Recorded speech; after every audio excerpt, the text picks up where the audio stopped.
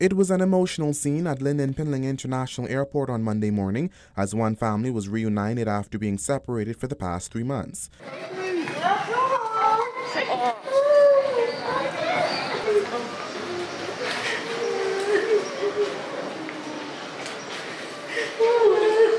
April Cartwright Miller cried tears of joy as she and her husband got to embrace their children for the first time since March as restrictions on domestic travel were lifted.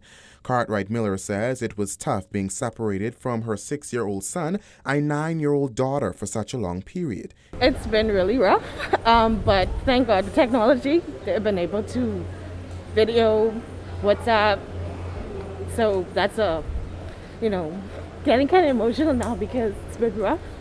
Cartwright Miller explained that she and her husband, who are both essential workers, decided to send their children to their grandparents in the Berry Islands in hopes of keeping them safe from the novel coronavirus. However, they did not expect travel restrictions to last so long. That was our main concern, which is why we sent them initially, because I work in the medical field at an eye doctor's office, and my husband, he works at the airport, he's in the med office, and so we both would have still been at work. We didn't want to risk the chance of either of them getting sick and then kept bringing it home, carrying it to other persons, so we decided to send them over there. Meantime, the children Valenzo and Valina said they are happy to be back with their parents.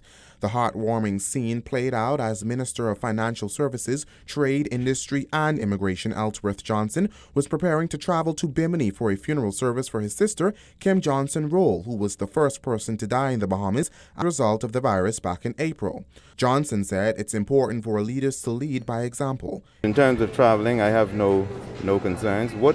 How would you feel if if the leaders of the country says, you can drink this water, but they don't want to drink it. You can send your child to the school, but they don't want to send their children to the school. You can travel, but I am not going to travel.